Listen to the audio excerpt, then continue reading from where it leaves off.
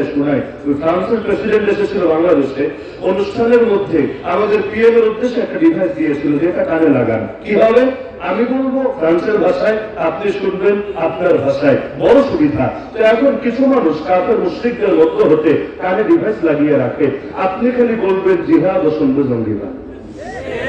এখন এদের ভয়ে মুসলমান কি কথা ছেড়ে দেয় নাকি? হক কথা বলা যদি তোদের চোখে অপরাধ হয়, মুসলমান অপরাধী তোদের চোখে হতে রাজি আছে, হক কথা বলা ছেড়ে দিতে তো রাজি হতে পারে না। এজন্য আলহামদুলিল্লাহ এখন আমাদের ওলামায়ে কেরাম স্টেজের মধ্যে স্লোগান শুরু করে দিয়েছেন, সাবিলুনা সাবিলুনা আল জিহাদ আল জিহাদ।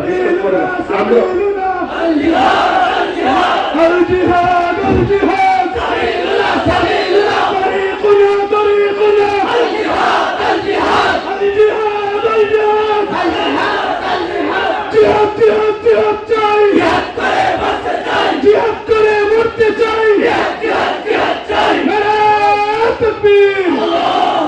ইসলাম যেহেতু পরিপূর্ণ দিন, দলিল সূরা মাইদা আয়াত নম্বর 3, ইসলাম যেহেতু পরিপূর্ণ, সুতরাং প্রতিটা বিষয়ে ইসলামের শিক্ষা থাকবে, নির্দেশ থাকবে, নির্দেশনা থাকবে, বিধি থাকবে, বিধান থাকবে, এটাই স্বাভাবিক। আর আমার আল্লাহ বিধান দুই ভাবেই দেন, থিওরিটিক্যাল ভাবেও দেন, প্র্যাকটিক্যাল ভাবেও দেন। সুতরাং এমন কোন সেক্টর খুঁজে পাওয়া সম্ভব না যেখানে আমার রাসূলের আদর্শ এবং সুন্নাহ খুঁজে পাওয়া যাবে না।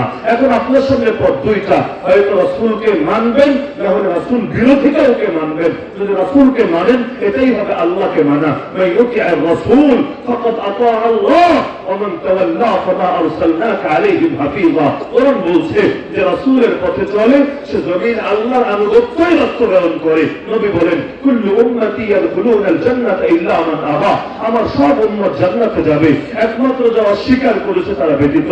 প্রশ্ন করা হলো, ওয়া মান ইয়াবা ইয়া রাসূলুল্লাহ, আল্লাহর রাসূল অস্বীকার